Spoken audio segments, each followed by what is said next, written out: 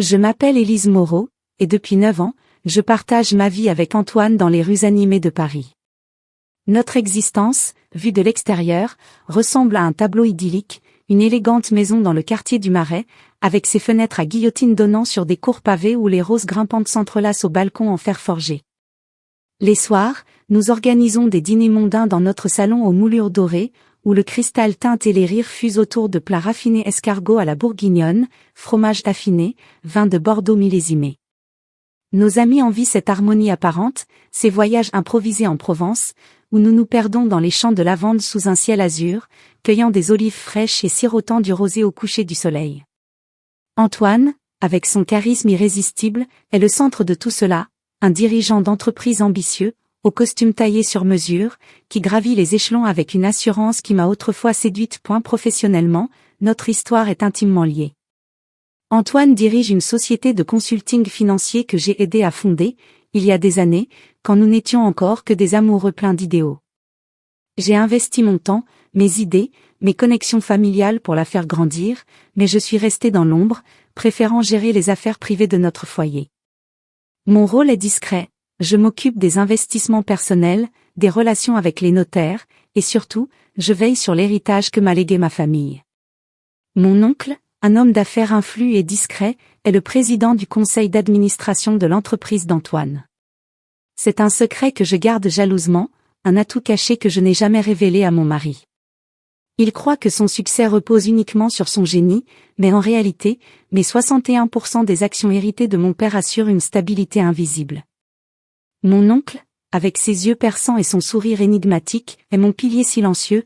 Lors de nos rares rencontres au café de Flore, il me glisse des conseils murmurés, me rappelant que la force réside dans la patience. À eu début de notre mariage, tout était harmonieux, comme une symphonie bien orchestrée. Antoine était charmant, attentionné, avec ses gestes tendres qui me faisaient fondre, un bouquet de lys blanc apporté sans raison, une promenade main dans la main le long de la Seine au crépuscule, où les lumières des bateaux-mouches dansaient sur l'eau. Nous partagions des rêves communs, bâtir un empire, voyager aux 4 coins du monde, peut-être même fonder une famille un jour. Ces compliments me faisaient rougir. Élise, tu es ma muse, ma force. Je me sentais valorisée, aimée, indispensable. Les matins étaient doux, je préparais le café dans notre cuisine moderne, avec vue sur les toits incés de Paris, et il m'embrassait avant de partir, promettant de rentrer tôt. Ces moments me remplissaient d'une chaleur réconfortante, comme si notre vie était un roman romantique dont nous étions les héros. Mais ces derniers mois, une tension sournoise s'est insinuée dans notre quotidien, comme une ombre qui s'allonge au fil des jours. Au début, ce n'étaient que des détails anodins, presque imperceptibles. Une remarque sur mon apparence lors d'un petit déjeuner pressé, tu devrais faire plus attention à tes tenues, chérie, les clients remarquent ces choses-là. Son ton était léger, presque taquin, mais il y avait une pointe acérée qui me piquait le cœur. Je balayais cela d'un sourire, me convainquant que c'était le stress de son travail qui parlait. L'entreprise grandissait vite, avec des contrats juteux à Bruxelles et à Londres, et Antoine passait des heures au téléphone, négociant avec des investisseurs exigeants. Ses absences inexpliquées le soir se multipliaient, une réunion tardive, ne m'attend pas. Quand il rentrait, l'odeur de parfum féminin flottait parfois sur sa chemise, mais je me taisais, préférant croire à ses explications évasives. Pourtant, au fond de moi, une petite voix murmurait que quelque chose clochait, comme un pressentiment qui grandit dans le silence. Je me surprenais à fixer le plafond la nuit, écoutant le tic-tac de l'horloge ancienne dans le salon, me demandant si notre amour n'était pas en train de s'effriter. Antoine avait changé, plus distant, plus critique. Il contrôlait tout avec une précision maniaque, nos finances, où il gérait seul les comptes sans me consulter, nos sorties, qu'il planifiait selon son agenda chargé, même mes amitiés, qu'il commentait d'un air désapprobateur. Cet ami te tire vers le bas, Élise. Tu mérites mieux. C'est pour ton bien, répétait-il souvent, avec ce sourire paternaliste qui me faisait me sentir petite, dépendante. Mais était-ce vraiment pour mon bien? Ou était-ce une façon subtile de m'enfermer dans une cage dorée? Je repoussais ces pensées sombres, me concentrant sur la routine qui me rassurait, les courses au marché de la rue Claire, où les fromagers m'accueillaient par mon nom, les promenades solitaires au jardin des Tuileries, où les feuilles automnales craquaient sous mes pas. Ce matin-là, tout semblait encore normal, mais une lourdeur inhabituelle pesait sur l'air. Je me tenais dans la cuisine, ma tasse de café fumant à la main, observant les rayons du soleil d'automne filtrer à travers les voilages. Paris s'éveillait dehors, le bourdonnement des scooters, les klaxons lointains, l'odeur du pain frais montant des boulangeries en bas de l'immeuble. Antoine était déjà habillé, impeccable dans son costume gris anthracite, consultant son téléphone avec une concentration intense. Il leva les yeux vers moi, et pour la première fois, je remarquai que son regard évitait le mien un fugitif, comme s'il cachait un secret. « Viens au bureau aujourd'hui, Élise. »« C'est important, » dit-il d'une voix neutre, presque mécanique. Pas de baiser, pas de tendresse. Juste ces mots suspendus dans l'air, lourds de soudain chantant du point J.E. souris, feignant la normalité, mais mon cœur se mit à battre plus fort, un rythme irrégulier qui trahissait mon appréhension. Bien sûr, mon amour. À quelle heure, demandai-je, ma voix plus assurée que je ne l'étais vraiment. Il haussa les épaules, vers 10 heures. Ne sois pas en retard. Puis il partit, la porte claquant derrière lui comme un point final. Seul dans l'appartement, je sentis un poids oppresser ma poitrine, comme si l'air bourgeois de notre foyer devenait soudain étouffant. Les murs, ornés de tableaux abstraits que nous avions choisis ensemble lors d'une foire d'art à Basel, semblaient se refermer sur moi. Je m'assis à la table en marbre, sirotant mon café amer, repensant aux fissures qui s'étaient multipliées ces dernières semaines. Fatigué, usé par ces petites blessures accumulées, je me levai pour me préparer. Devant le miroir de la salle de bain, aux carreaux de faïence blanche, je scrutais mon reflet, des cernes légers sous mes yeux verts, des mèches châtaines qui encadraient un visage encore jeune, mais marqué par une lassitude naissante. J'enfilai une robe élégante, bleu marine, avec un collier de perles, l'image parfaite de l'épouse accomplie. En descendant les escaliers en colimaçon de l'immeuble haussmannien, je sentis l'air frais de l'automne me revigorer un peu. Paris brillait sous le soleil timide, les feuilles jaunies tourbillonnaient sur les trottoirs du Marais, les cafés débordaient de clients savourant leurs espressos, et au loin, la silhouette de Notre-Dame se dressait, éternelle gardienne de la ville. J'y marchai vers l'entreprise, située dans le quartier de la Défense, avec ses tours de verre et d'acier qui percent le ciel. Le métro m'emporta dans son tumulte habituel, odeur de croissant chaud, murmure de conversation, secousses rythmées. Assise sur un siège usé, je regardais défiler les stations, Saint-Paul, Hôtel de Ville, Châtelet. Chaque arrêt me rapprochait du bureau, et avec lui, de cette chose importante qu'Antoine avait mentionnée. Mon esprit vagabondait, peut-être une promotion? Une surprise? Ou pire, une confrontation? Je secouai la tête, chassant les doutes. Notre vie était stable, n'est-ce pas? Pourtant, en sortant du métro, face au gratte-ciel imposant, une appréhension me serra la gorge, comme une main invisible. En entrant dans le hall de l'immeuble, avec son sol en marbre poli et ses ascenseurs chromés, je sentis la normalité craquer. Les employés me saluèrent poliment, mais il y avait une tension palpable dans l'air, des regards fuyants, des sourires forcés. Je montai au 15e étage, le cœur battant. La porte du bureau d'Antoine s'ouvrit devant moi, et là, dans cette pièce aux murs vitrés offrant une vue panoramique sur la ville, je compris que c'était le début de la fin. Mais pour l'instant, je l'ignorais encore, suspendu dans cette illusion de normalité qui masquait la tempête à venir. Les minutes qui suivirent furent un tourbillon d'émotions refoulées. Antoine m'accueillit avec un baiser distrait sur la joue, son parfum musqué me rappelant des nuits plus heureuses. « Assieds-toi, Élise, » dit-il, indiquant un fauteuil en cuir face à son bureau massif. Derrière lui, les dossiers s'empilaient, témoignage de son empire en expansion. Je m'installai, croisant les jambes, essayant de paraître sereine. Mais intérieurement, un malaise grandissait. Pourquoi cette convocation formelle? Pourquoi pas à la maison? Au dîner, il s'assit en face de moi, joignant les mains, et son regard, habituellement si confiant, trahissait une froide détermination. La pièce était silencieuse, sauf pour le bourdonnement discret de l'air conditionné. Dehors, Paris continuait sa danse effrénée, voitures filant sur les boulevards, pigeons voletant entre les tours. Mais ici, le temps semblait suspendu. Antoine prit une profonde inspiration, et je sentis mon monde vaciller avant même qu'il ne parle. La tension, invisible mais palpable, enveloppait tout, comme un voile prêt à se déchirer. Les premiers signes de trahison étaient subtils, presque imperceptibles au début, comme des gouttes d'eau qui tombent une à une sur une pierre, finissant par la creuser inexorablement. Ils s'infiltraient dans notre quotidien parisien, masqués sous le voile de la routine, mais chacun portait en lui une égratignure qui s'ajoutait aux autres, formant peu à peu une fissure profonde dans l'édifice de notre mariage. Il y a quelques semaines, par une soirée d'été finissant, nous avions organisé un dîner avec des clients importants au cœur de Montmartre, dans un restaurant niché au pied du Sacré-Cœur. L'endroit était magique, des tables en bois patiné disposées sur une terrasse surplombant la ville, illuminée par les lumières scintillantes de Paris en contrebas. L'air embaumait le basilic frais et l'ail rôti, et le vin coulait abondamment dans des verres en cristal qui tintaient joyeusement.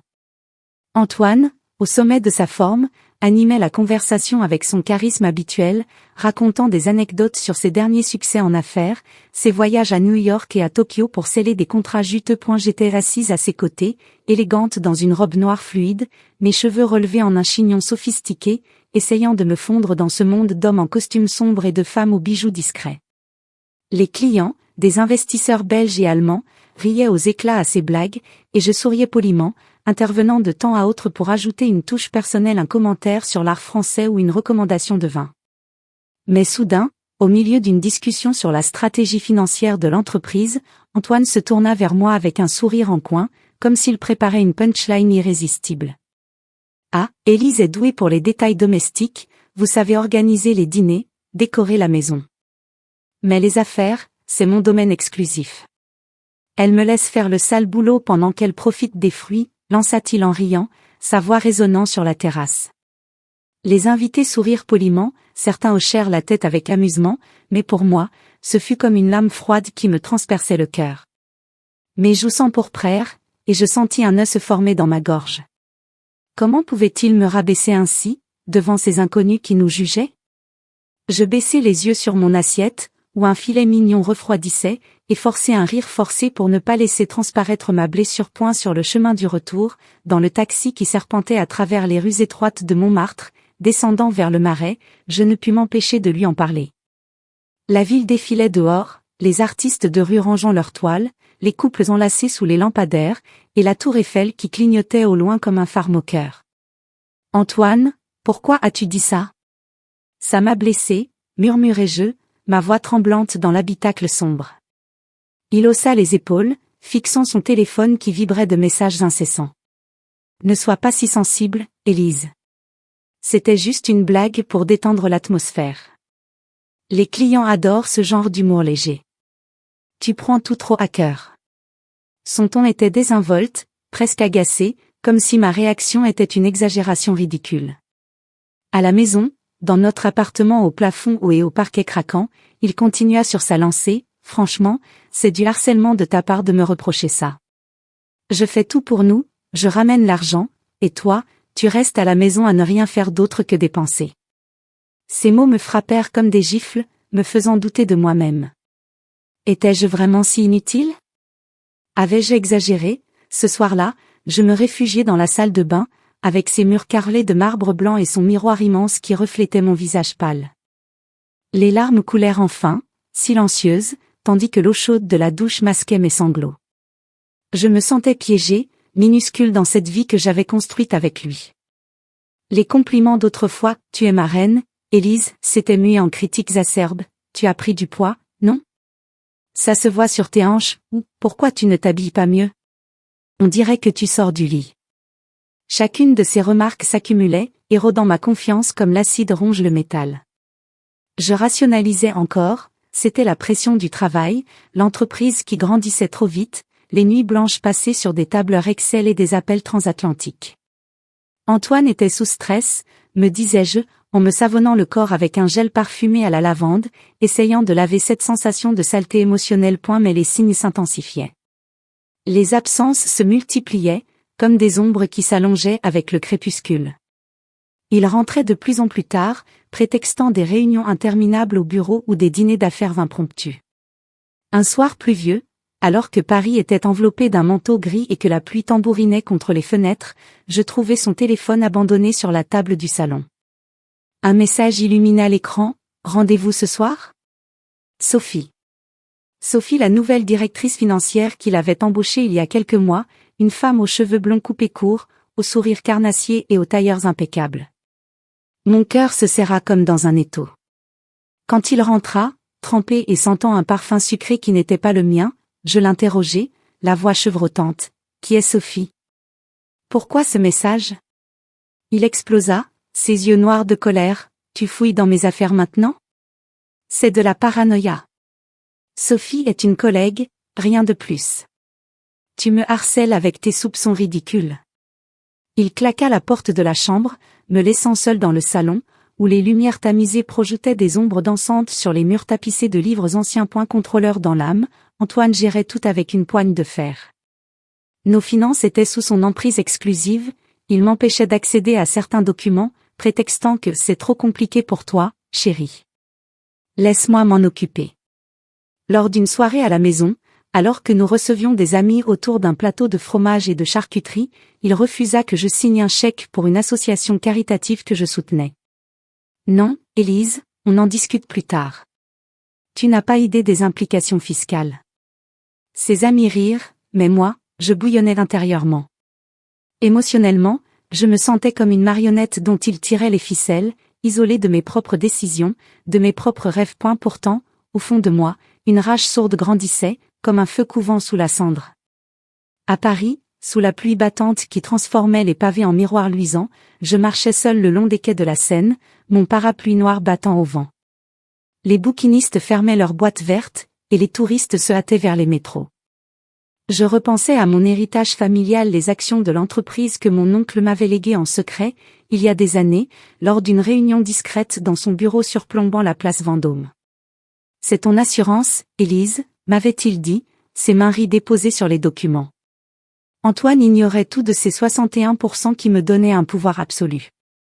Ce secret me donnait une force cachée, un ancrage dans la réalité qui contrastait avec la fragilité de notre relation. Mais pour l'instant, je subissais, attendant que la tempête passe, me convainquant que l'amour pouvait encore triompher. Les nuits devinrent agitées. Je me réveillais en sursaut, hanté par des rêves où Antoine me tournait le dos, s'éloignant avec Sophie sous les arcades du Louvre. Le matin, je préparais le petit déjeuner croissant frais de la boulangerie du coin, café noir amer, et il partait sans un mot tendre, juste un « à ce soir » distrait. La trahison s'installait, insidieuse, érodant mon amour comme la Seine ronge ses berges. Je me surprenais à observer les couples dans les cafés, envieuse de leur complicité apparente. Étais-je condamnée à cette vie d'ombre ? La petite voix intérieure murmurait non, mais je l'étouffais encore, par peur de l'inconnu. Un après-midi, alors que le soleil filtrait à travers les rideaux de notre appartement, je décidai de fouiller discrètement dans ses affaires. Dans le tiroir de son bureau, caché sous des dossiers, je trouvais des factures d'hôtel, des suites luxueuses à Versailles, des dîners romantiques au Ritz. Mon estomac se noua. Quand il rentra ce soir-là, je gardai le silence, mais intérieurement, la fissure s'élargissait. Les signes n'étaient plus subtils, il hurlait. Pourtant, je rationalisais toujours, peut-être des clients, peut-être des erreurs. Mais au fond, je savais. La trahison n'était plus une goutte, c'était un torrent prêt à m'emporter.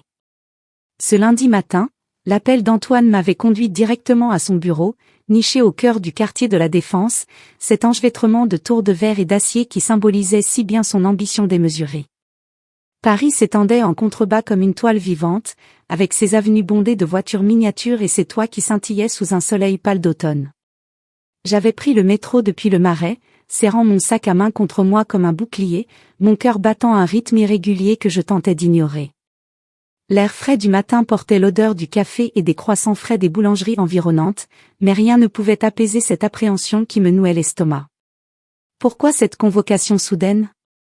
Antoine avait été si distant ces derniers jours, ses messages laconiques, ses regards fuyants. Je m'étais convaincue que c'était une réunion professionnelle, peut-être pour discuter d'un nouveau projet où il voulait mon avis discret, comme autrefois.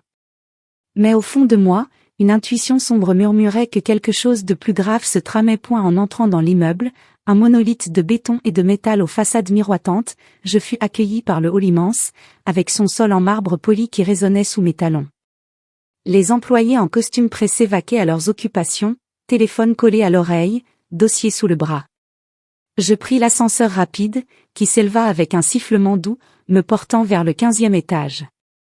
Les portes s'ouvrirent sur un couloir aux murs blancs impeccables, orné de tableaux abstraits aux couleurs vives des acquisitions qu'Antoine avait faites pour impressionner les clients. Son bureau se trouvait au bout, une suite spacieuse avec une vue panoramique sur la grande arche et les jardins suspendus des tours voisines. J'hésitai un instant devant la porte en verre fumé, ajustant ma robe bleu marine et inspirant profondément pour calmer mes nerfs. Puis, je frappai doucement et entrai point l'atmosphère à l'intérieur était tendue, lourde comme un orage imminent. 8 associés étaient assis autour d'une longue table en verre poli, des dossiers ouverts devant eux, des stylos posés comme des armes prêtes à l'emploi. Ils étaient tous des hommes d'affaires chevronnés, en costume gris ou noir taillé sur mesure, avec des cravates impeccables et des montres qui brillaient sous les spots encastrés au plafond. Certains feuilletaient des documents, d'autres tapaient sur leurs tablettes, mais tous levèrent les yeux vers moi à mon entrée, un mélange de curiosité et de malaise dans leurs regards. Sophie, la nouvelle directrice financière, était installée à la droite d'Antoine, son sourire triomphant illuminant son visage aux traits anguleux. Elle portait un tailleur rouge vif qui contrastait avec la sobriété de la pièce, ses cheveux blonds coupés courant cadrant des yeux bleus perçants. Elle croisa les jambes avec une assurance presque provocante, un dossier marqué « confidentiel » posé devant elle. Je la connaissais de vue. Antoine l'avait embauchée il y a 6 mois, la présentant comme une « perle rare » venue d'une grande banque londonienne. Mais maintenant, en voyant sa proximité avec mon mari, une vague de suspicion me submergea. Antoine se tenait en bout de table, imposant dans son costume anthracite, ses cheveux poivre et cils impeccablement coiffés. Il me fit signe d'entrer, son regard froid comme l'acier d'une lame, dépourvu de la chaleur qu'il m'offrait autrefois. « Élise, assieds-toi » dit-il d'une voix autoritaire, indiquant un siège vide en face de lui. Je m'exécutai lentement, sentant tous les yeux rivés sur moi, comme si j'étais une accusée entrant dans une salle de tribunal. La chaise en cuir était froide contre ma peau, et je posai mes mains sur la table pour les empêcher de trembler. L'air conditionné bourdonnait doucement, mais il ne pouvait masquer la tension palpable, cette électricité qui crépitait dans la pièce. Des tasses de café à moitié vides traînaient, l'odeur âcre du liquide noir se mêlant à celle des parfums masculins et du papier frais des documents. Puis, sans préambule, sans un mot de tendresse ou d'explication, Antoine brisa le silence. « Je vais divorcer. Signe maintenant. » Sa voix était tranchante, impersonnelle, comme s'il annonçait une fusion d'entreprise plutôt que la fin de notre mariage. Il poussa un dossier vers moi, les papiers du divorce déjà préparés, avec des onglets colorés marquant les endroits à signer. Mon monde s'effondra en un instant, comme si le sol s'ouvrait sous mes pieds. 9 ans de mariage, nos rires partagés lors de promenades au jardin du Luxembourg, nos nuits enlacées dans notre lit au drap de soie, nos rêves murmurés sous les étoiles de Provence réduits à une farce publique, exposés devant ces hommes en costume qui nous observaient comme un spectacle. Sophie croisa les bras sur sa poitrine, satisfaite, son sourire s'élargissant légèrement, révélant des dents blanches parfaites. Elle savait, bien sûr, elle était la raison, la maîtresse qui avait pris ma place dans son cœur et maintenant, apparemment, dans son entreprise. Elle est bien plus compétente que toi, ajouta Antoine d'un ton méprisant, désignant Sophie d'un geste nonchalant de la main. Les mots me frappèrent comme un coup de fouet, et les rires fusèrent autour de la table grave, moqueurs, comme des coups de poignard qui s'enfonçaient dans ma chair. Certains associés rirent franchement, leurs épaules secouées, tandis que d'autres murmurèrent, mal à l'aise, évitant mon regard. Un homme au crâne dégarni toussa pour masquer son amusement, un autre ajusta sa cravate en feignant l'indifférence. L'humiliation me submergea tel un raz-de-marée, mes joues brûlèrent d'une chaleur intense, mon estomac se noua en un nœud douloureux, et une nausée acide remonta dans ma gorge. Pourquoi ici, pourquoi maintenant? Pour me briser complètement, je le compris soudain, pour m'humilier au maximum, devant ces témoins qui représentaient son monde professionnel, afin que je ne puisse plus me relever. 9 ans de loyauté, de soutien silencieux, balayés par cette trahison flagrante.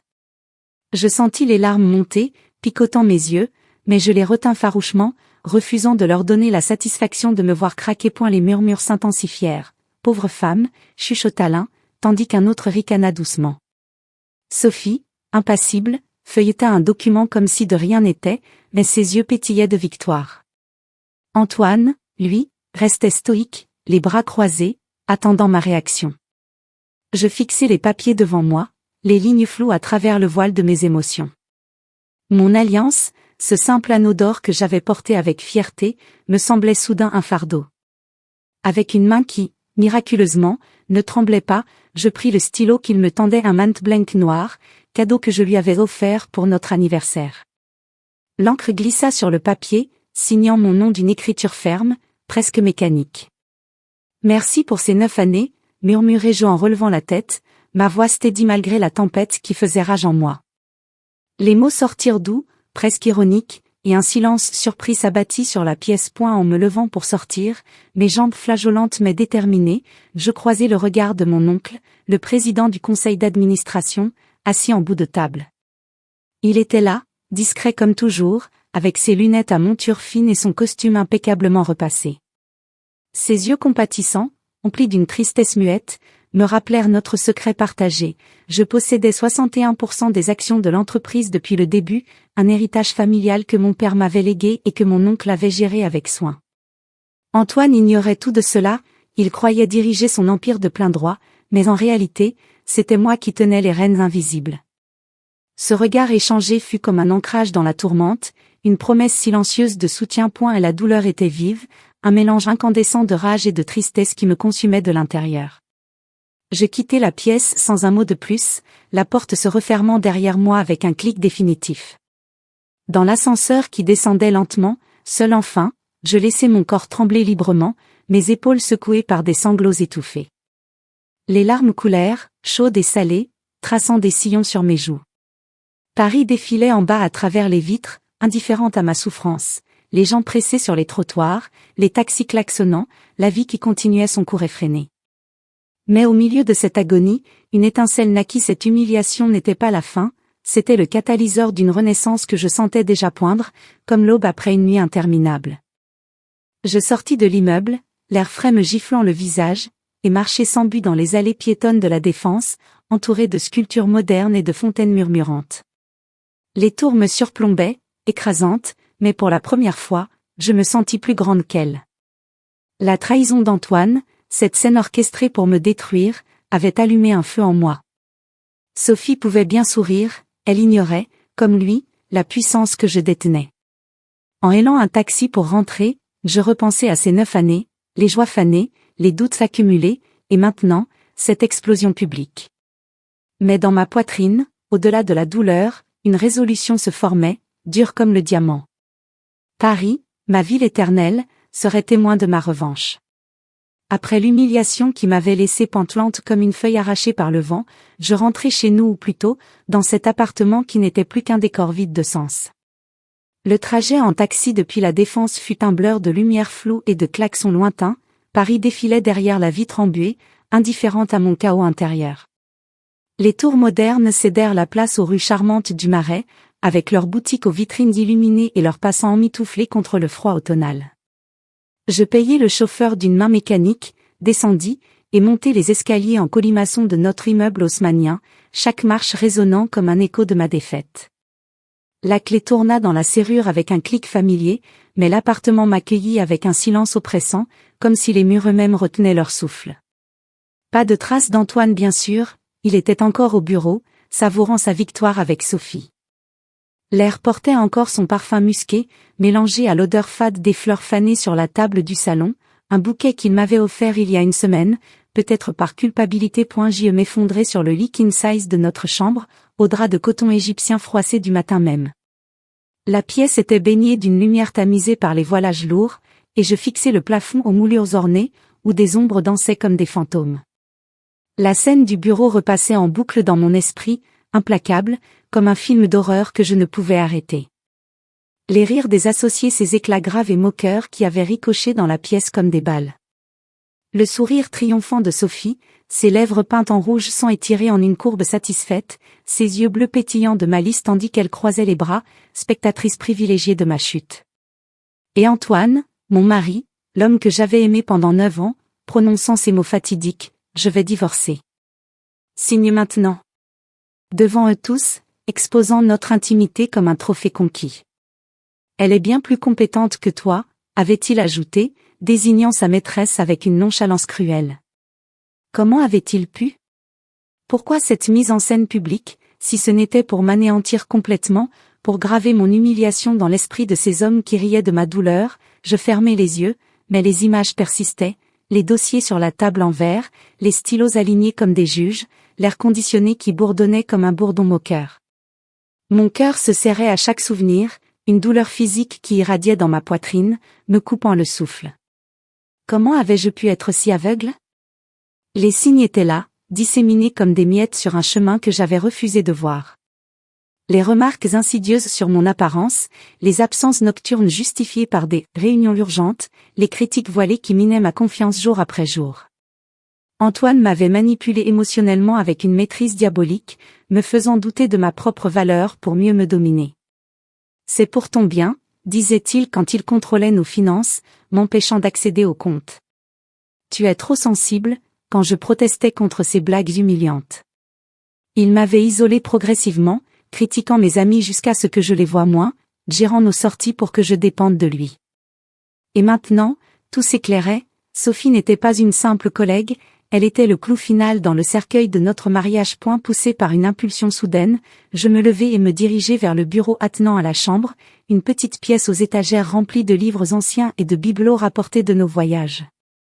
Derrière une pile de dossiers anodins, je sortis ma boîte secrète, un coffret en bois sculpté que mon père m'avait donné avant sa mort. À l'intérieur, les documents des actions, jaunis par le temps mais impeccables. Je les relus sous la lampe de bureau, mes doigts tremblants effleurant les lignes imprimées, 61% des parts de l'entreprise, héritée de ma famille, gérée par mon oncle depuis le début. Antoine croyait avoir bâti cet empire seul, mais c'était une illusion, mon investissement initial, mes connexions, avaient été le fondement. Mon oncle m'avait prévenu lors d'une rencontre discrète au café de Flore, il y a des années, garde ça pour toi, Élise. Au cas où. La vie est imprévisible. Au cas où. Ces mots résonnaient maintenant comme une prophétie. La réalité me frappa de plein fouet, Antoine n'avait jamais aimé que mon soutien, pas moi en tant que personne. Il m'avait utilisé comme un tremplin pour grimper les échelons, et une fois au sommet, il m'avait remplacé par Sophie, cette directrice financière compétente qu'il avait embauchée pour combler le vide ou plutôt, pour le remplir de trahison. Et la manipulation était claire maintenant, un schéma toxique que je décortiquais mentalement comme un puzzle enfin assemblé, isolé pour affaiblir, rabaissé pour dominer, puis frappé publiquement pour briser définitivement. Il avait érodé ma confiance goutte à goutte, me faisant croire que j'étais insignifiante sans lui. Émotionnellement, je vacillais entre une colère bouillonnante, qui faisait pulser mes tempes, et une tristesse abyssale qui me submergeait comme une vague noire. Les nuits suivantes furent blanches, hantées par des insomnies interminables. Allongé dans le lit trop grand, je regardais par la fenêtre les lumières de la tour Eiffel qui scintillaient au loin, comme des étoiles moqueuses dans le ciel parisien. La ville bruissait en bas, le ronronnement des voitures sur les boulevards, les rires étouffés des noctambules rentrant des bars, l'odeur humide de la Seine portée par le vent. Je me levais parfois, enveloppé dans une robe de chambre en soie, et marchais pieds nus sur le parquet froid, repensant à ma vie. Suis-je faible, me demandais-je en fixant mon reflet dans le miroir du salon, où mes yeux verts paraissaient hantés, cernés de fatigue. Non, répondais-je intérieurement. J'avais survécu à pire, la perte brutale de mes parents dans un accident de voiture quand j'avais 20 ans, la reconstruction solitaire de ma vie, les nuits de travail acharné pour honorer leur héritage. Cette conscientisation me réveillait, comme un rayon de soleil perçant les nuages après une tempête. Je n'étais pas la victime effacée qu'Antoine voyait en moi, j'étais Élise Moreau, héritière d'une fortune familiale, femme indépendante sous la surface polie de l'épouse dévouée. Mes passions oubliées, la peinture que j'avais abandonnée pour lui, les voyages solos que je rêvais de reprendre ressurgissaient dans mon esprit comme des promesses. Un soir, sous la pluie fine qui tambourinait contre les vitres, je contactai discrètement mon oncle. Assise à la table de la cuisine, un verre de vin rouge à la main, un Bordeaux qu'Antoine avait choisi, ironiquement, je composai son numéro sur mon téléphone portable. C'est le moment, dis-je simplement quand il décrocha, ma voix ferme malgré les battements affolés de mon cœur.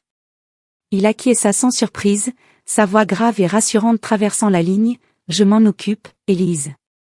Tu es plus forte que tu ne le crois. » Nous parlâmes brièvement, planifiant les étapes suivantes dans un murmure conspirateur, comme des alliés dans une guerre secrète. Et la réflexion me fortifiait, couche par couche, comme un mur qui se reconstruit brique après brique.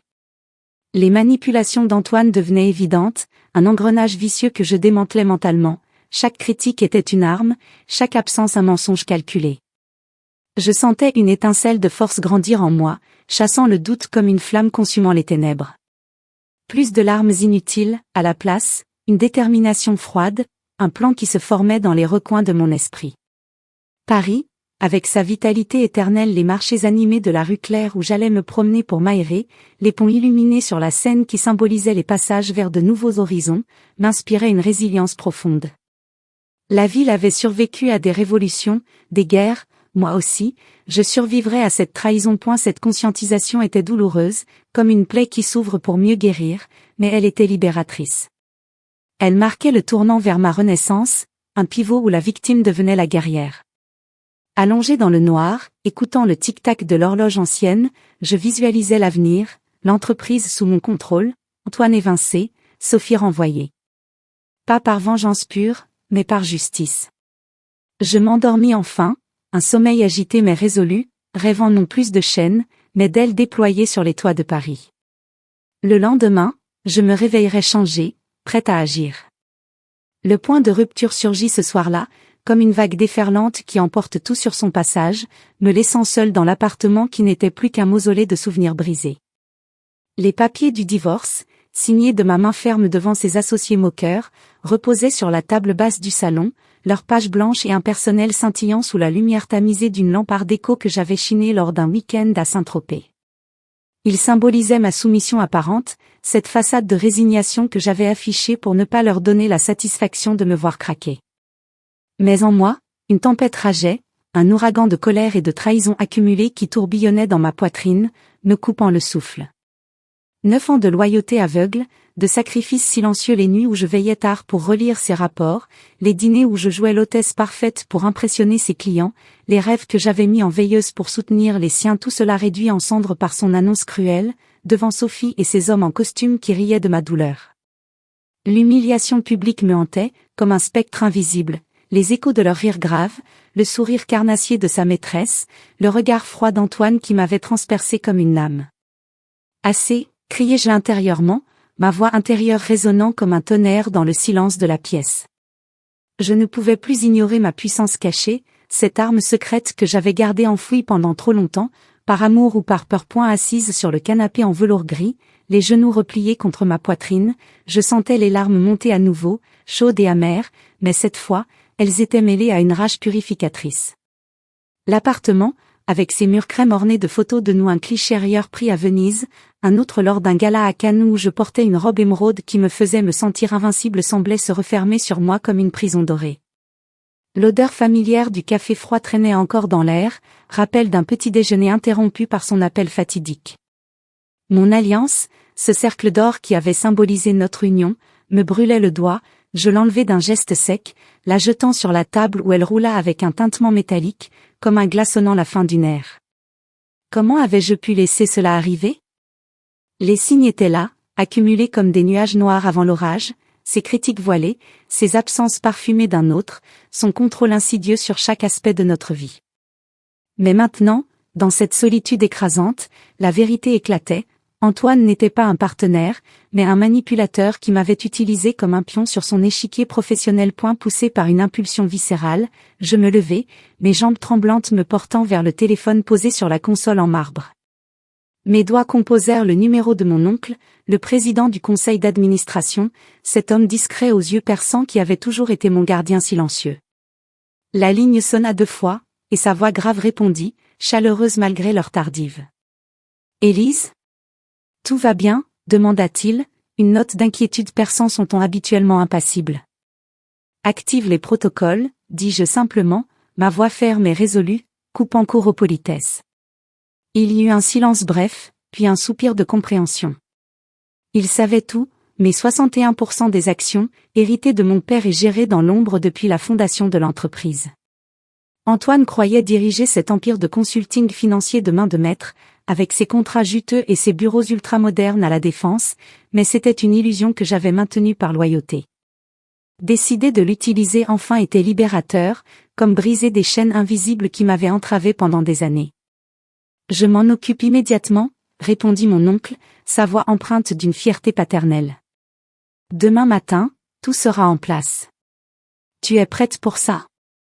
Plus que jamais, répliquai-je, un frisson d'exaltation parcourant mon échine. Émotionnellement, je naviguais dans un tourbillon contradictoire, une peur sournoise de l'inconnu, ce vide abyssal qui s'ouvrait devant moi sans Antoine, sans la routine qui m'avait défini, mais aussi une exaltation naissante, comme une aube rosée après une nuit interminable, la promesse d'une liberté que je n'avais pas goûtée depuis longtemps. Mon cœur battait la chamade, un rythme effréné qui mélangeait l'angoisse et l'adrénaline. Et si je regrettais? Et si cette revanche me consumait? Mais non, la trahison était trop profonde, les blessures trop vives pour reculer. Je raccrochai, le téléphone encore chaud dans ma paume, et me dirigeai vers la chambre pour rassembler quelques affaires. Un sac de voyage en cuir souple, rempli à la hâte de vêtements essentiels, une robe noire simple, des jeans confortables, des sous-vêtements en dentelle que j'avais achetés pour moi seul. Pas de bijoux ostentatoires, juste mon passeport et les documents secrets des actions, glissés dans une pochette cachée. J'y ai quitté l'appartement sans un regard en arrière, la porte claquant derrière moi comme un point final. Les rues nocturnes de Paris m'accueillirent, enveloppées d'un voile de mystère sous les lampadaires orangés qui projetaient des ombres allongées sur les pavés humides. L'air frais de l'automne me gifla le visage, portant l'odeur de la pluie récente et des châtaignes grillées vendues par un marchand ambulant au coin de la rue. Je marchais d'un pas déterminé vers un hôtel discret dans le quartier latin, un petit établissement boutique que j'avais repéré lors d'une promenade solitaire, avec ses façades fleuries et son entrée discrète. Les ponts sur la Seine défilaient à mes côtés, leurs arches illuminées reflétant dans l'eau noire comme des portails vers un nouveau monde. Paris, ma ville éternelle, symbolisait ce passage, de la victime effacée, piégée dans les filets de la manipulation, à la victorieuse prête à revendiquer son pouvoir. Les touristes rares à cette heure riaient softly près de Notre-Dame, et un accordéoniste solitaire jouait une mélodie mélancolique qui résonnait avec mon âme tourmentée. Arrivé à l'hôtel, je pris une chambre simple au dernier étage, avec vue sur les toits incés et les cheminées fumantes. La réceptionniste, une femme aux cheveux grisonnants et au sourire bienveillant, me tendit la clé sans poser de questions, sentant peut-être la tempête en moi. Dans la chambre aux murs tapissés de papier peint floral, je m'installai devant le petit bureau en bois, allumant mon ordinateur portable. Là, sous la lueur jaune d'une lampe de chevet, je rédigeai un email au conseil d'administration, une convocation d'urgence pour demain matin, citant des irrégularités dans la gestion et demandant une revue complète des opérations. Mes doigts volaient sur le clavier, chaque mot un acte de libération. Le point de rupture était viscéral, un cri intérieur contre les années de trahison, un refus catégorique de me laisser définir par la cruauté d'Antoine. Je me voyais enfin telle que j'étais, non plus l'épouse effacée, reléguée à l'ombre de son ambition, mais une femme forte, prête à se battre avec les armes que la vie m'avait données. La décision était prise, m'éloigner définitivement, couper les ponts avec cette vie toxique. Plus de retour en arrière, plus de doutes qui me rongeraient les nuits. Mon cœur battait fort, mais avec une résolution inébranlable, comme un tambour de guerre annonçant la bataille. Je fermai l'ordinateur, m'allongeai sur le lit au drap frais, et fixai le plafond craquelé.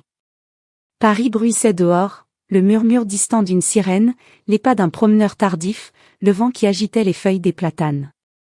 Le rupture était douloureux, comme arracher une racine profonde, mais nécessaire, il brisait les liens abusifs qui m'avaient enchaîné, ouvrant la voie à ma renaissance. Pour la première fois depuis des mois, je dormis peu, mais paisiblement, bercé par une sérénité naissante. Demain, le monde d'Antoine s'effondrerait, et le mien renaîtrait des cendres. Dans mes rêves fragmentés, je me voyais marcher librement le long de la Seine, le soleil levant peignant la ville en or, symbole de ma victoire imminente. Le lendemain matin, Antoine réagit exactement comme je l'avais anticipé, avec une manipulation à outrance, un mélange savamment dosé de supplications et de menaces voilées, destinées à me ramener sous son emprise. Mon téléphone, posé sur la table de nuit de l'hôtel discret où j'avais trouvé refuge, se mit à vibrer sans relâche dès l'aube. Paris s'éveillait dehors, avec le chant matinal des oiseaux dans les jardins du quartier latin et l'odeur du pain frais montant des boulangeries en bas de la rue. Mais à l'intérieur de ma chambre aux murs crème et aux rideaux lourds qui filtraient la lumière dorée, c'était une tempête numérique qui se déchaînait. Les notifications s'accumulaient, des appels manqués, des messages vocaux larmoyants où sa voix, habituellement si assurée, prenait des accents tremblants. Élise, chérie, c'était une erreur monumentale. J'ai paniqué, le stress du travail. Revenons en arrière, pour nous, pour tout ce qu'on a construit. Ces mots dégoulinaient de fausses remords, comme du miel empoisonné, et je les écoutais en sirotant un café amer apporté par le room service, mon cœur battant non plus de peur, mais d'une colère froide. Puis, les tons changeaient. Tu ne survivras pas sans moi, Élise. Pense à ta vie, à nos amis, à l'entreprise. Si tu fais ça, tu le regretteras. Des menaces subtiles, enveloppées dans une prétendue sollicitude, comme s'il me protégeait encore de moi-même. Il ignorait tout de ma contre-attaque, de cet email envoyé la veille au conseil d'administration, activant les protocoles que mon oncle avait préparés dans l'ombre. Pendant que je m'habillais une tenue simple, pantalon noir et chemise blanche, pour marquer ma nouvelle sobriété, je visualisais la scène au bureau. Et elle se déroula comme prévu, d'après le récit que mon oncle me fit plus tard au téléphone, sa voix posée contrastant avec le chaos qu'il décrivait. À la Défense, dans les tours de verre qui reflétaient un ciel nuageux, la sécurité arriva discrètement, 2 agents en uniforme sombre escortant Antoine hors de son propre sanctuaire. Il hurla ses protestations, sa voix résonnant dans les couloirs aux murs vitrés, « C'est mon entreprise. Vous n'avez pas le droit. » Les employés, figés derrière leurs écrans, observaient la scène avec un mélange de stupeur et de fascination muette. Mon oncle, impassible en bout de table de conférence, lui tendit les documents révélant la vérité implacable, mais 61% des actions, héritées et détenues depuis le début, prouvant que l'empire qu'il croyait sien n'était qu'un château de cartes soutenu par mon héritage familial. Antoine blêmit, son visage habituellement hâlé par les week-ends en Provence virant au gris cendreux, ses yeux s'écarquillant comme ceux d'un animal piégé. Il balbutia. « Comment ? Élise ? C'est impossible. » Réalisant enfin la trahison qu'il n'avait pas vue venir, celle que j'avais ourdie non par vengeance aveugle, mais par nécessité de survie. Les appels reprirent de plus belle, cette fois teintés d'une fureur mal contenue. « Comment as-tu pu me faire ça ? C'est de la pure vengeance, Élise. Tu détruis tout pour une erreur, hurla-t-il dans un message vocal, sa voix craquelée par la rage. Ironique, venant de l'homme qui m'avait humilié publiquement, exposant notre mariage comme une relique obsolète devant Sophie et ses associés rieurs. Je l'imaginais arpenter son bureau vide ou peut-être déjà évacué, ses mains tremblantes serrant son téléphone, son monde s'effondrant autour de lui. Sophie, sans doute à ses côtés, perdant son sourire triomphant pour une expression de panique calculée. Mais je ne répondais pas, je laissais les notifications s'empiler comme des trophées de ma liberté naissante.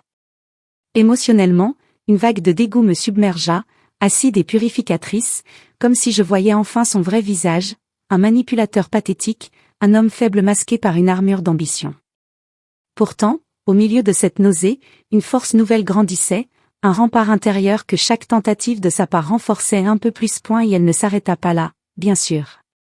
Dans l'après-midi, un bouquet somptueux arriva à l'hôtel des roses rouges et des lys blancs, enveloppé dans un papier crissant, avec une carte manuscrite de sa plume élégante. Sophie n'était rien, une passade stupide. C'est toi que j'aime, Élise. Laisse-moi te reconquérir. Les fleurs embaumaient la chambre de leur parfum entêtant, mais elles me semblaient fanées avant même d'être déballées, symbole d'une affection feinte. Je les posai sur le rebord de la fenêtre, observant les pétales se flétrir sous le soleil déclinant, et répondis par un silence éloquent. Ses promesses sonnaient faux, un dernier effort désespéré pour regagner le contrôle qu'il avait perdu. Il appela encore, sa voix se faisant cajoleuse, « Viens à la maison ce soir, on en parle. » Je changerai, je te le jure. Mais je raccrochai sans un mot, sentant une puissance inédite couler dans mes veines, comme un élixir revigorant.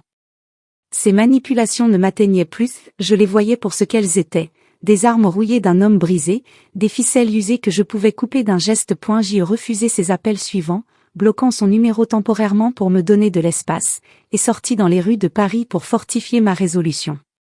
La ville m'entourait de sa vitalité éternelle, un cocon de bruit et de mouvement qui contrastait avec le vide de mon ancien foyer. Je marchai vers le Louvre, traversant le pont des Arts où des amoureux accrochaient encore des cadenas malgré les interdictions, leur rire léger me rappelant une innocence perdue. Le soleil d'automne filtrait à travers les feuilles jaunies des marronniers, projetant des motifs dansants sur les pavés.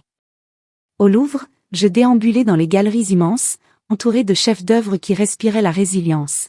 La victoire de Samothrace, elle déployait malgré sa tête manquante, symbole de triomphe sur l'adversité, la Mona Lisa, avec son sourire énigmatique qui semblait me murmurer « patience et force ». Les touristes murmuraient autour de moi, leurs appareils photo cliquetant, mais je me sentais seule avec ces figures historiques, inspirées par leur endurance. Paris, avec ses arcades voûtées et ses fontaines murmurantes, me rappelait que la beauté naît souvent de la douleur, que les révolutions commencent par un refus intérieur. Antoine, tenace, essaya une autre tactique, via des amis communs, ces couples que nous fréquentions lors de dîners mondains au Marais ou de week-ends en Normandie. Mon téléphone vibra à nouveau, cette fois avec des messages de « Antoine est dévasté, Élise. Il dit que c'était une erreur, qu'il t'aime toujours. Donne-lui une chance, pour le bien de tous. » Une amie proche, Marie, m'appela même, sa voix hésitante traversant la ligne, « Il est venu chez nous hier soir, en larmes. Il jure que Sophie n'était qu'une folie passagère. Pense à vos années ensemble. » Je l'écoutais poliment, mais intérieurement, une muraille se dressait. « Non, Marie. C'est fini, » répondis-je calmement, ma voix portant une assurance nouvelle. Chaque tentative d'Antoine, ses intermédiaires, ses fleurs, ses promesses vides me rendaient plus forte, comme si elles étaient des briques ajoutées à mon édifice d'indépendance. Elles solidifiaient ma décision, transformant le doute en certitude, la peur en pouvoir. Et la réaction d'Antoine était pathétique, finalement, révélant sa vraie nature sous le vernis de l'ambition, un homme qui ne savait aimer que par possession, qui manipulait par faiblesse plutôt que par force. Je le voyais maintenant tel qu'il était, dépouillé de son aura, un dirigeant évincé, errant peut-être dans les rues de Paris comme un fantôme de son ancien soi, appelant des alliés qui se faisaient rares. Sophie, sans doute, l'avait déjà abandonné, flairant la défaite. Dans ma chambre d'hôtel, ce soir-là, je m'assis près de la fenêtre ouverte, écoutant le bourdonnement de la ville, les klaxons lointains, les rires des passants attablés aux terrasses des cafés, le vent qui agitait les feuilles des platanes. Une sérénité m'envahit, comme une marée montante effaçant les traces du passé. Je me sentais grandir, libérée de son emprise, prête pour le chapitre suivant de ma vie. Les manipulations avaient échoué, elles n'avaient fait que me forger, me transformant en une femme inébranlable. Paris, ma complice éternelle, bruissait d'approbation, et pour la première fois, je souris véritablement, goûtant la saveur douce de la liberté reconquise. Avec Antoine définitivement évincé de l'entreprise, je pris les rênes sans hésiter, comme si ce pouvoir m'avait attendu patiemment dans l'ombre toutes ces années. Le matin suivant la convocation d'urgence, je me rendis à la Défense vêtue d'un tailleur pantalon anthracite impeccablement coupé, mes cheveux relevés en un chignon strict qui accentuait la détermination nouvelle de mon regard. Les tours de verre scintillaient sous un soleil hivernal timide, et l'air froid de décembre mordait mes joues tandis que je traversais le parvis bondé de salariés pressés. Dans la grande salle de conférence aux baies vitrées offrant une vue panoramique sur Paris, le conseil d'administration m'attendait, silencieux et respectueux. Mon oncle, assis en bout de table, me céda la présidence avec un sourire discret, ses yeux brillants d'une fierté contenue. Les associés, ceux-là même qui avaient ri de mon humiliation, baissaient maintenant la tête, mal à l'aise. Je prononçai calmement les mots qui scellaient leur destin, licenciement immédiat de Sophie pour conflit d'intérêts flagrant et réorganisation complète de la direction.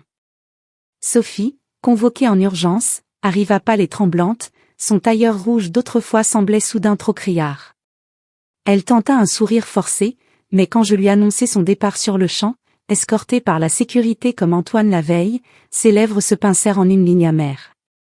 Elle partit sans un mot, ses talons claquant sur le marbre comme un adieu pathétique. Paris, ma ville natale, devint alors le décor vivant de ma renaissance. Je quittai l'hôtel du quartier latin pour un appartement lumineux près du jardin du Luxembourg, au dernier étage d'un immeuble haussmannien restauré. Les grandes fenêtres à petits carreaux donnaient sur les arbres dénudés du jardin, où les promeneurs emmitouflés marchaient sous un ciel gris perle, et sur les toits inséluisants de givre. L'intérieur était épuré, parquet ancien ciré, murs blancs ornés de quelques tableaux abstraits que j'avais choisis moi-même lors d'une vente aux enchères à Drouot, un canapé en lin beige où je pouvais m'étendre pour lire des heures entières. Plus de traces d'Antoine, ni ses costumes impeccables dans le dressing, ni ses livres d'économie empilés sur les étagères. J'avais tout donné à une association, un geste symbolique de purification. Le silence de l'appartement n'était plus oppressant, il était apaisant, ponctué seulement par le tic-tac discret d'une horloge comtoise et le murmure lointain de la circulation sur le boulevard Saint-Michel. Émotionnellement, le chemin fut ardu, comme gravir une montagne escarpée après des années passées dans une vallée ombragée.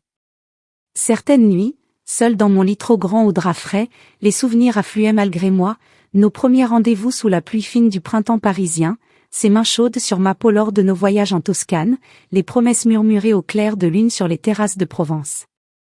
Je pleurais alors, silencieusement, le visage enfoui dans l'oreiller, laissant la tristesse s'écouler comme une rivière qui charrie les débris d'un naufrage. Des nuits de réflexion sur les années perdues 9 ans où j'avais mis ma lumière en veilleuse pour laisser briller la sienne, où j'avais accepté les critiques comme des vérités, où j'avais confondu contrôle et amour. Mais à chaque larme versée, une gratitude naissait, gratitude pour la force que cette épreuve m'avait révélée, pour la leçon brutale qui m'avait appris à ne plus jamais me diminuer pour un homme. Au petit matin, quand les premiers rayons filtraient à travers les voilages, je me levais avec une énergie renouvelée, comme si chaque crise de larmes lavait un peu plus l'ancienne Élise pour faire place à la nouvelle. J'y redécouvris mes passions avec une avidité presque enfantine. La peinture, abandonnée depuis le mariage, reprit sa place centrale, j'installai un chevalet près de la fenêtre, face au Luxembourg, et peignis des toiles aux couleurs vives des ciels tourmentés de Paris, des jardins enneigés, des silhouettes féminines aux ailes déployées. Les pinceaux dansaient sur la toile, libérant des émotions que les mots ne pouvaient exprimer. Les voyages solos devinrent une addiction délicieuse, un week-end en Normandie, où je marchais seul sur les falaises d'Étretat, le vent salé fouettant mon visage et emportant les derniers résidus de doute, une escapade à Venise hors saison, où je flânais dans les Cali désertes, buvant des cappuccinos dans des cafés anciens, me sentant enfin entière. Des amitiés vraies se reformèrent, loin du cercle contrôlé par Antoine, des dîners avec d'anciennes camarades d'université dans des bistrots du Marais, où nous rions jusqu'aux larmes autour de plateaux d'huîtres et de vin blanc, des promenades avec Marie, qui s'était excusée pour avoir pris le parti d'Antoine, et avec qui je reconstruisais une complicité authentique. Le divorce fut finalisé un matin de janvier, dans le bureau froid d'un notaire près de l'Opéra Garnier. Antoine tenta un dernier appel la veille, sa voix rauque et défaite, « Tu regretteras tout ça, Élise. Tu seras seule pour toujours. » Je raccrochai sans répondre, sereine, le cœur battant à peine. Le jour de la signature, je sortis dans les rues enneigées de Paris, les flocons tourbillonnant comme une bénédiction, et me sentis plus légère qu'un oiseau. Indépendante financièrement grâce à l'entreprise que je dirigeais désormais avec une vision nouvelle plus éthique, plus diversifiée, embauchant des talents jeunes et féminins, et indépendante émotionnellement, enfin délivrée de l'emprise toxique. Je menais l'entreprise vers de nouveaux horizons, des contrats internationaux à Singapour et à Montréal, des partenariats avec des startups innovantes, une culture d'entreprise où plus personne ne rabaissait autrui pour briller. Un après-midi de printemps naissant, alors que les bourgeons éclataient sur les arbres du Palais Royal, je m'assis sur un banc sous les arcades voûtées, observant les enfants jouer autour de la fontaine et les passants flâner avec insouciance. Un nouveau sens de soi m'habitait, profond et solide, je n'étais plus l'épouse humiliée, la femme manipulée qui signait des papiers en tremblant intérieurement. J'étais Élise, dirigeante puissante, artiste passionnée, femme libre. L'histoire qui avait commencé par une humiliation publique culminait en un triomphe silencieux mais absolu. La trahison d'Antoine n'avait pas été ma fin, mais le catalyseur de mon éveil. Je regardais l'avenir avec un espoir radieux, autosuffisante, prête à embrasser la vie sans chaîne ni compromis. Paris, complice éternel, bruissaient autour de moi les cloches de Saint-Sulpice sonnant l'heure, le rire d'un couple enlacé, le parfum des crêpes chaudes d'un vendeur ambulant. La fin n'était pas amère, c'était un début éclatant, une page blanche où je pouvais enfin écrire mon propre roman, avec pour seule règle, ne plus jamais me diminuer. Je me levai, inspirai profondément l'air printanier, et marchai vers l'horizon, souveraine de mon destin.